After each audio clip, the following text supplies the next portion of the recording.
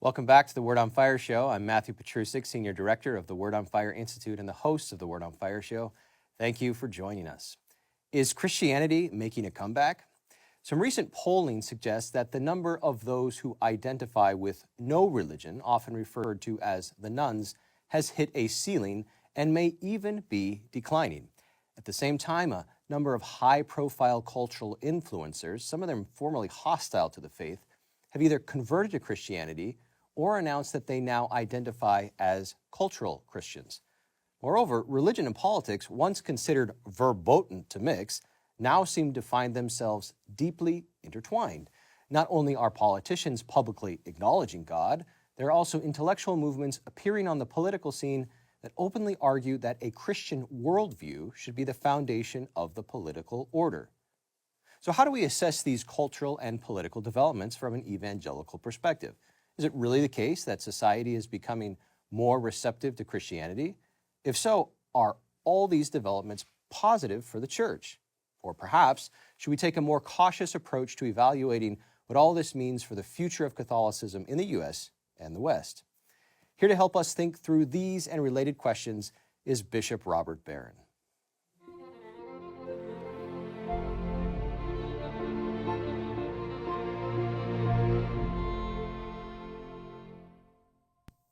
Welcome back to the studio, Bishop.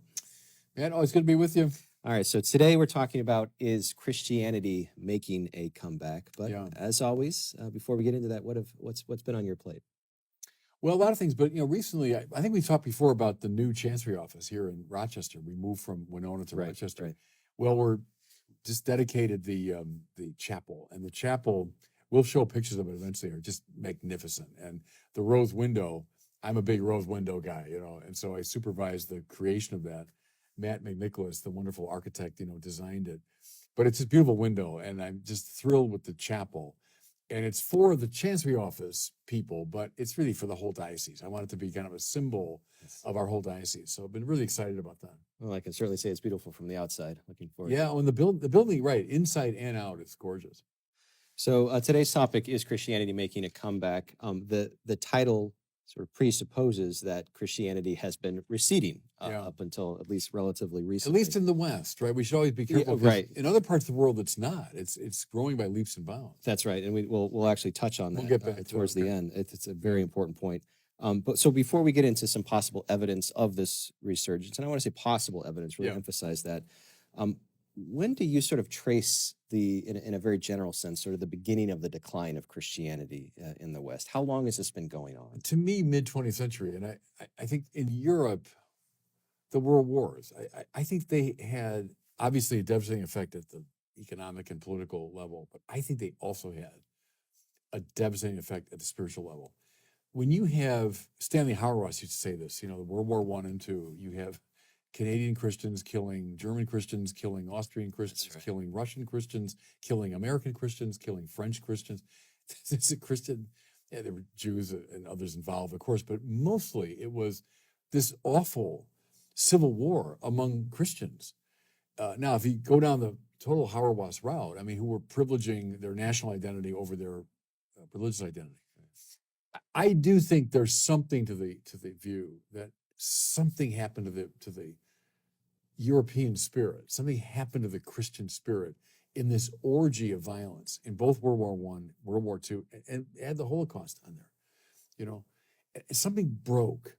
Now, along with that would be this withering critique coming from, a kind of post-Enlightenment rationalism, a materialism, a secularism, which found its way from the universities into the general population.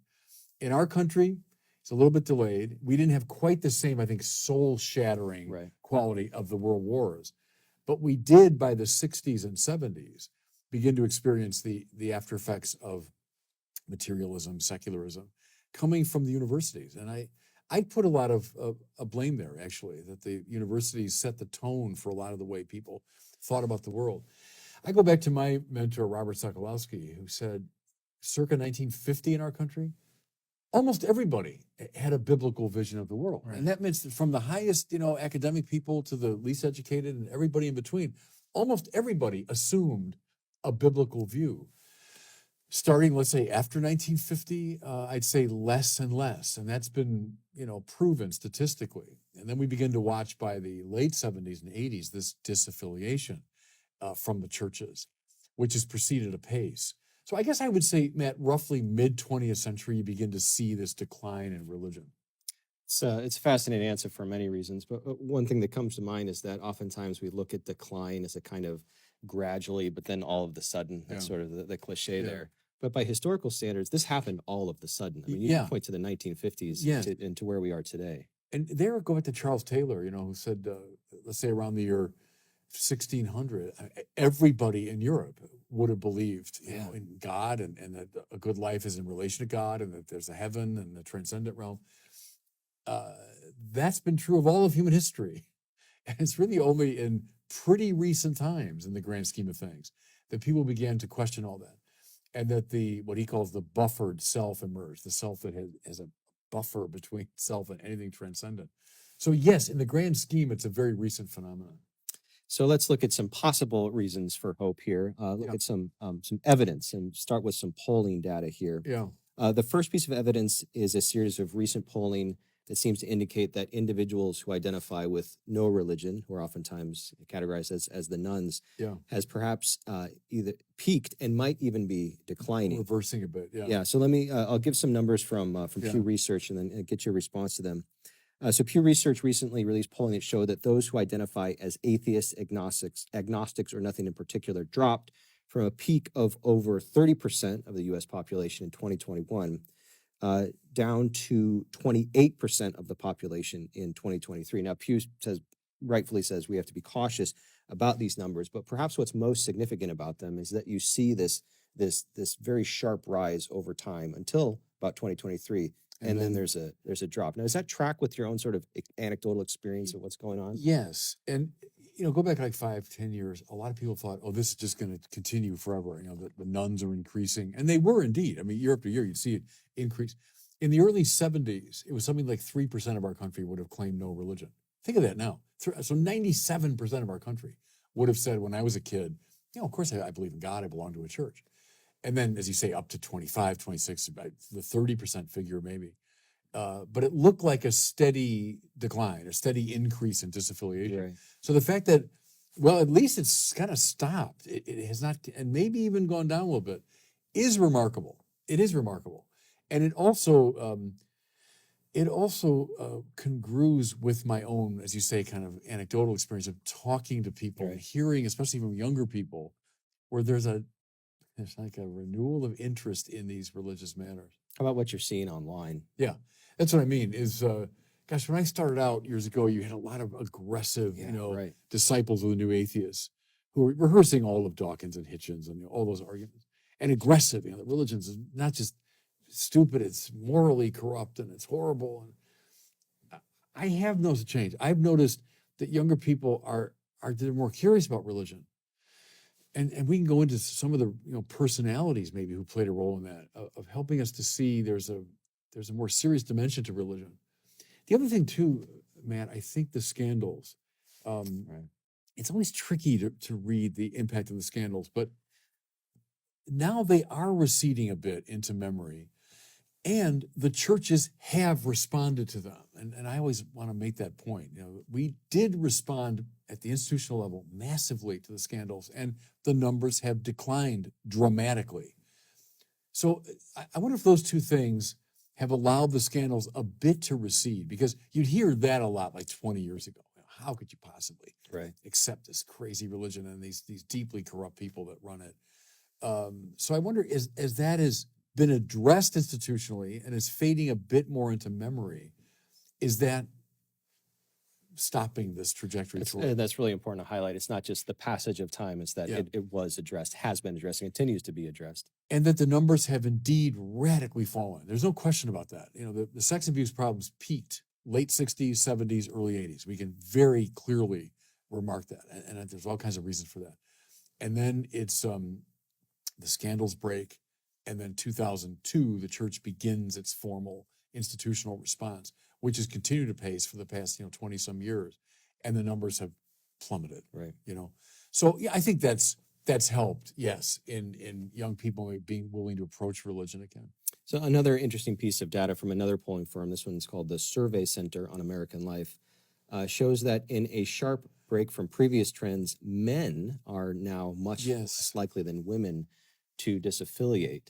Now, there's different ways that we can read this, and we'll look at it in two ways in just a moment. But Bishop, does this fact, this empirical fact that now men appear to be taking religion more seriously than women, one, is that track with your own anecdotal experience, and two, how can we give an account for this? Because it's a reversal of sort of common wisdom for centuries. Yes, it's a curious thing, and I don't have like really great, clear answers. Sure, because I don't think anyone does. Kind of it's new phenomenon. Maybe here I'd bring in, the Jordan Petersons and the Jonathan Pageaus and people like in his circle who have begun to speak about religion in a way that young men find compelling. Mm-hmm. And Peterson comes most readily to mind, a religious view that deeply challenges men and calls them to heroism. When I was coming of age, to be honest about it, there was a great feminization of religion, especially in the Catholic Church. More feminine styles of relating and talking about the faith. The harder edges tended to be kind of softened when I was growing up. Where I think Peterson is a curious phenomenon, because Peterson was certainly not Catholic. I don't even know if he would claim to be a Christian. Certainly when he started speaking, he wasn't. But he was evoking the religious tradition in a way that men found appealing, precisely because the more masculine elements. And see, it's an interesting thing, Matt, that you're right. People, our age, or you're younger than I am, but we did associate religion with femininity. That's not always been the case over history, right? And has something been recovered by some of these folks that men are finding more appealing? And I think the answer there is yes. So the reverse way of interpreting this data is to say that women now are disaffiliating and leaving the church at a higher rate. What kind of insights might you have on why that might be taking place? I don't know. And I'm kind of reluctant to say, because it's relatively new phenomenon. Now, maybe it's just the flip side of what we were talking about, that the people who are opening up the religious door are appealing more to men. And another thing too is there's been a rebirth of apologetics since the new atheism within a lot of the Christian churches. Think of a William Lane Craig, maybe most famously in the evangelical Protestant world. We're doing it with Word on Fire, many other people. And that means that it's a more of a rational approach to religion. And I do think that kind of approach, again, you're treading on dangerous ground here, but I think maybe appeals more to the masculine spirit. And I wonder if women aren't responding as readily to that approach to religion. And they're probably not going to respond to the Peterson approach. I'm guessing, though. I want Sure. to. Well, no, this is all new. This is right. Even the survey for the Survey Center on American Life was speculating that perhaps some of the reason could be ideological for women leaving the church. Sort of the meaning what though for them? Progressive conceptions of feminism and progressive conceptions of gender stuff and all that. Patriarchy and things like that. That sort of has had a significant impact on how they perceive religion. Yeah. But also a guess. Yeah, and that opens up all kinds of stuff, doesn't it? Because the whole gender thing got so many ramifications. Yeah, it does. Yeah, okay. To be continued. Yeah. It is, at least we can say empirically it's happening. Yeah, we should note that. Yeah. Another possible indication of Christianity making a comeback, so this is admittedly anecdotal, but still possibly significant, are some recent high-profile conversions to Christianity or reversions. Yeah. And endorsements of Christian moral values from non-Christians. And these include, and I'll just list some of them. I think it's remarkable because they're all fairly recent. Is movie star Shia LaBeouf, who entered the Catholic Church earlier this year. Movie star Russell Brand, who now publicly calls himself a Christian and prays the rosary online. Yeah. Actor and comedian Rob Schneider, who also now calls himself a Catholic. Yeah. This I learned in doing research for the show. Latin music megastar Daddy Yankee. Yeah, I don't know who Daddy Yankee is. Yeah, well, he's huge. I mean, he actually has one of the most watched videos in history, Despacito. Or what's his country? Is he Mexican? I think he's Puerto Rican. Oh, Puerto Rican. Puerto Rican. Yeah. So he, I think in 2023, announced in a concert that he was leaving his career and. Is that right? Yeah, giving his life to Christ. This is a guy who has billions of views of his work. So that's notable. and in a different space, public intellectual Yeah. Ayaan Hirsi Ali, Yeah. and also publicly calls herself a Christian. I want to add to that two who are not identify themselves with Christianity explicitly, but have said that they call themselves cultural Christians. Richard Dawkins is one of them. We already discussed him, but Elon Musk recently said right. that he calls himself a cultural Christian. So we can sort of set aside the individual faith journeys of each one of these people. But do you see any cultural significance to these conversions taking place? Yeah, I mean, I think it's good for the church that the people of prominence, and they're all different. I know Shai a little bit because I confirmed him just a few months ago because I had that interview with him. I met him out in California. They're all different. All the stories are unique. His was marvelous. Is the Padre Pio movie that he was preparing for brought him into contact with the Capuchin friars in California, and he was a kind of a low ebb in his life, and the friars took him in and they embodied the Christian spirit so beautifully that it started leading him there. And then Ali, her story to me is fascinating, and hers is maybe more of an intellectual kind of journey.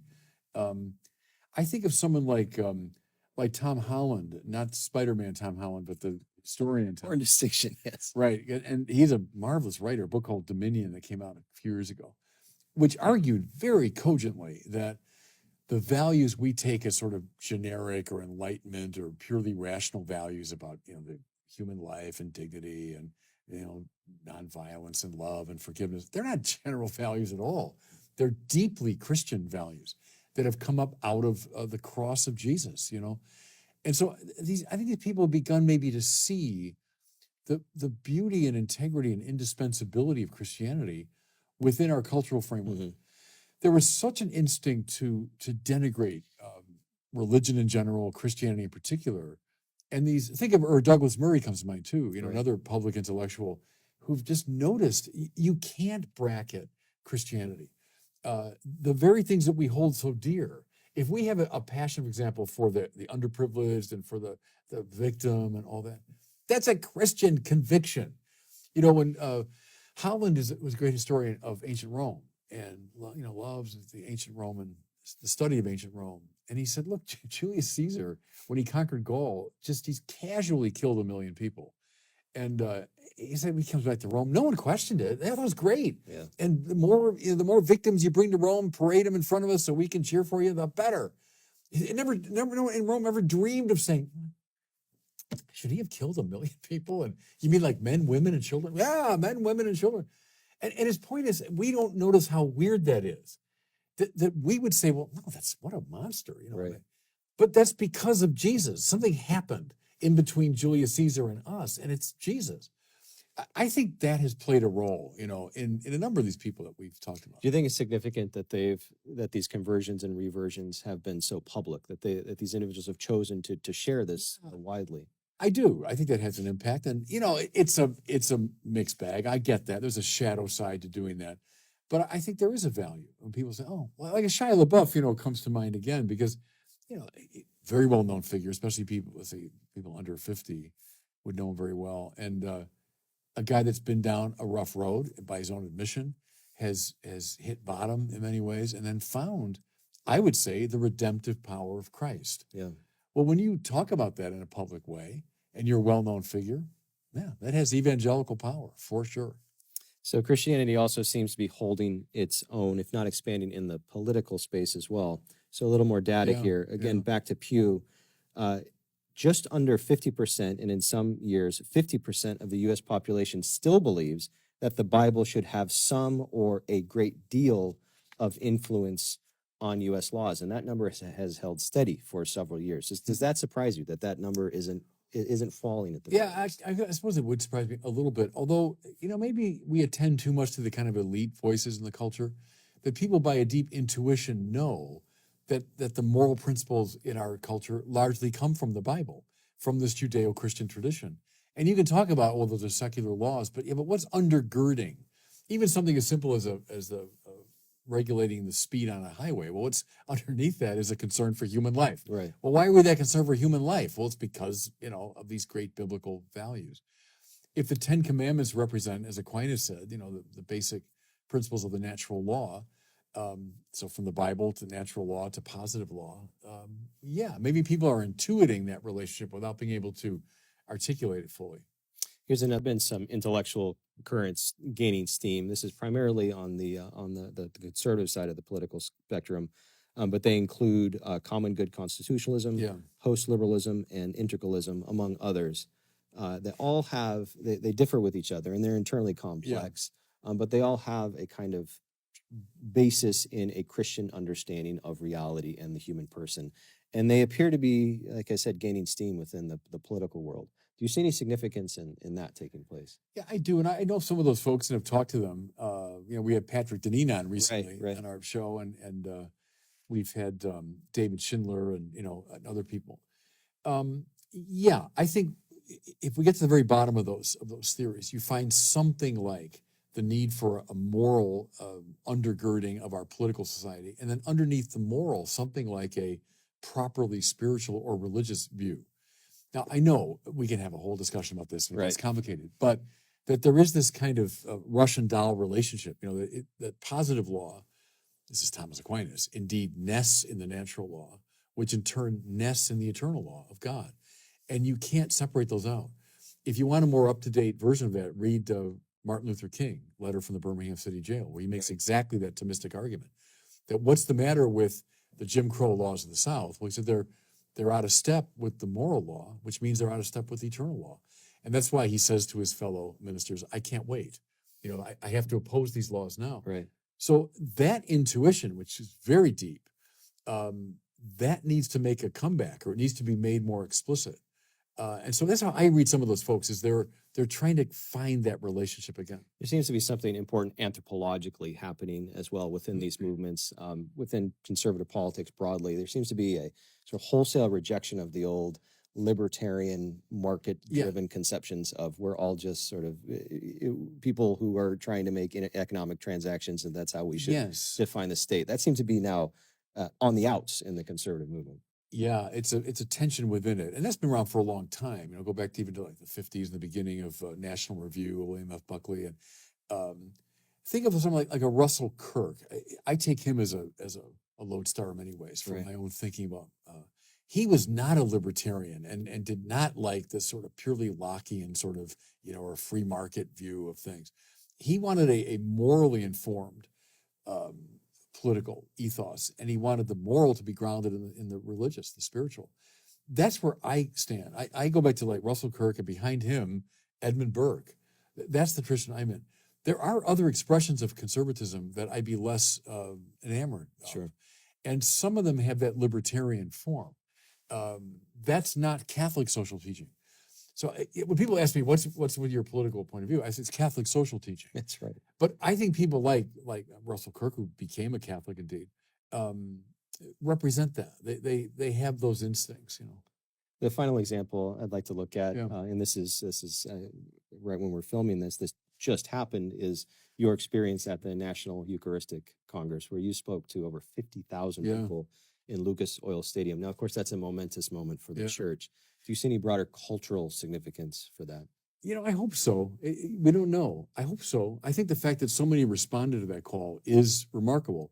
I was there at the very beginning when we were thinking about this idea. We bishops were. That's right. And, we didn't know. We had the Pew Forum study and others that got our attention that there was a problem.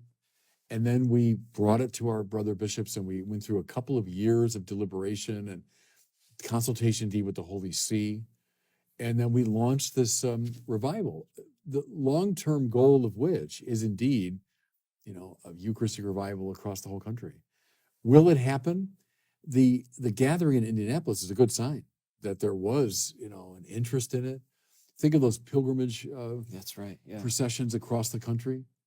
That's powerful Public stuff. processions. Yeah. Public processions. Yeah. And so I take it as a very positive sign. Now, it's up to us and the local churches to make sure it continues. So it's a hopeful sign anyway. Let's turn then to taking the remaining moments we have a more evaluative approach to this data. So we've looked at some empirical data. We've looked at some anecdotal instances as well. What's your general sense, Bishop? Are we at a better place? Are we going in a better direction than we have been, or Yeah. might this just be sort of flashes in the pan? No, I think it is a better direction. I mentioned Peterson earlier, and I'll mention his name again because to me, he's playing a very interesting role in our culture, Jordan Peterson. He emerged, how many years ago now, 2015 or something, around the whole pronoun issue up in Canada Right, and all right. that. But then people began listening to him, and he talked in maybe a broader context, but then he got into the Bible pretty early on. And I think to his own great delight and surprise, found all of this richness. Yeah. We would call it the probably the moral sense of the scripture, Mhm. to use the old patristic language. That's what he found, and how these stories and so on speak so deeply to the realities of human experience, etc. And the fact that it was coming from him, not from a cleric, because people were suspicious of clerics and scandals and all that. It was coming from this layman who was outside of the religious establishment completely, who was not preaching, he was searching, he was thinking it through in a public way. I think I know a lot of people found that very compelling. Here's a guy, I remember telling my brother bishops this at when I was head of evangelization. I said, just look at this phenomenon of this layman. At that point, I don't know how I'd characterize his belief, but I said, a layman who's getting up and tens of thousands of young men are coming to listen to him. Right. And I said, say what you want about him. There's something we should learn from this, Well, I think it's broadened out from Peterson too to a lot of other people who've begun to speak about religion. And let's face it, which has been around forever, the conceit that, we've come up with some new arguments. Richard Dawkins has some, and religion therefore is over. And you listen to the new atheists now; they seem silly. They do seem so. Yeah, it's Pathetic even. Yeah. Pathetic that this thing has been around forever. Some of the greatest minds and spirits and artists and poets of all time have been part of it. And it's this Bronze Age mythology, and let's move on. The other part of it too, I think, and I deal again with a lot of younger people. You know what? There's no God, there's no meaning, there's no purpose, there's no objective value. And when you die like a dog and you rot away. That's your worldview. That's Dawkins, Harris, Hitchens. That's their worldview. Okay, who's finding that compelling? Yeah. Who says that's what I want? Boy, I want to fight for that. I think in the beginning there was a fair amount of this. Oh yeah, in the face of religion. But then once they realized that's what we're talking about here, and then you come up against a tradition that goes all the way back and concludes all these great figures who, in very compelling ways, once you listen to them, speak of a deeper, higher, richer world, the world of value and meaning and purpose. And I think Peterson and company kind of stumbled onto it and said, hey, did you see this? And people started listening again to it. I think that's a very hopeful sign. Also, from an evaluative perspective, do we want to take it as an unqualified good? Any form of Christianity we see resurging in the culture, or do we want to be careful that we get our understanding of Christianity right? Well, sure. I'm a Catholic bishop. Catholicism is the right religion. I mean, I want everyone to be a Catholic. That's my perspective. But there's also the glass half empty or half full. I mean, so is it a good thing that people are interested in religion again? Sure. Let's build on that. Are they interested in forms of Christianity I might find less than perfectly adequate? Okay, I can work with that. So I prefer to say, let's do the glass half full approach, and then we can build on it. But sure, I want everyone to be a Catholic. I'm a Catholic bishop and a Catholic evangelist, and I think Catholicism is the richest expression of Christianity. So of course I want everyone to become Catholic. But heck, I'll reach out to anybody. Aquinas did. Aquinas reached out to all kinds of people who had inadequate views of things. But wherever there's truth, there's God. And so I can build a bridge. And finally, to circle back to a theme that briefly came out right at the beginning of our conversation, we're here in the U.S. Celebrating a 2% drop in disaffiliation, which might be statistical noise. Meanwhile, in Africa and many parts of Asia, the church is exploding. Yes. What can we learn from that growth? And first of all, that point is very important. And I don't know if I've said this publicly before, but at the synod, I was there last October, and there was great preoccupation with the Church of Germany because of the synodal way and all that. And at one point, I just said, Why are we listening to the church in Germany, which is dying? People are leaving like mad. They have a lot of money because of that, tax system they have. But I said, the church is dying. I said, why aren't we listening to the church of Nigeria? 95% of the people go to mass on Sunday. The seminaries are bursting. And they're under persecution. Right, right. Why aren't we listening to the church of Nigeria? So yes, I think that we should attend to the explosion of the faith there. But let me give you one answer, which I think is the right answer. It's a supernatural religion. It's the more you emphasize the supernatural, the more popular and powerful the religion becomes. My definition of liberalism is the tendency to naturalize the supernatural. Liberalism in religion. Yeah, right. When you do that, you become less compelling. I think that's true across the board. When you emphasize the supernatural element, you're more compelling.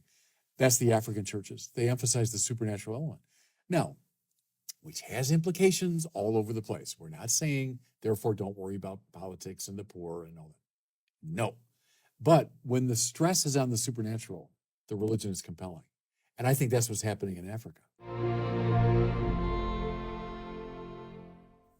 Well, Bishop, now time for our listener question. Today we have Rudy from Nashville who's asking for some pieces of advice on how to evangelize his Protestant family and friends. Okay. Hi, Bishop Barron. My name is Rudy, and I'm from Nashville, Tennessee. I'm a recent convert, and I'd love to share my faith more, but for my Protestant friends and family especially, Catholicism is overwhelming with all its symbols, traditions, and theology. Even mentioning the Eucharist is daunting because it's so mysterious. What's one small thing I can tell other friends, Christian and secular, about Catholicism to perhaps change their minds? Thank you. Yeah, it's a good searching question, huh? A couple things come right to my mind. One is Dr. Ewart Cousins, who was a great theologian, became a friend of mine some years ago. He said, the great virtue of Catholicism is we never threw anything out. He said, it's a grandma's attic thing. That you've got all these things. You want intellectualism, we got Aquinas. You want mysticism, we got John of the Cross. You want spirituality, you got Fran. You want care for the poor, you got Dorothy Day. I mean, you got liturgy. We didn't throw anything out. It's there. And I also think of Cardinal George's great line, which I've repeated. The Catholic Church has all the gifts Christ wants his people to have. So other Christian churches, he felt, sure, have some or many of the gifts Christ wants people to have. The Catholic Church has all the gifts, from Bible, liturgy, theology, mysticism, care for the poor, all across the board. All the Mary, the papacy, apostolic authority. And so that's maybe a way to present it, not as like, wow, what a weird clutter of things, but the Catholic Church has all the gifts Christ wants his people to have. Well, thank you very much, Rudy, for your question. If you would like to ask Bishop Barron a question for a future Word on Fire show, please visit askbishopbarron.com. That's askbishopbarron.com. We'd love to hear from you. Bishop, we're at the end of another fantastic conversation. So many gems, as usual. Look forward to having you back soon. Always a pleasure. Thanks, man. That does it for us today. Thanks for joining us on the Word on Fire show. If you're interested in learning more about how Word on Fire can help you grow closer to Christ, become a better evangelist with and for others, and work for the common good, consider joining the Word on Fire Institute. Check us out at institute.wordonfire.org. That's institute.wordonfire.org. We'll see you next time.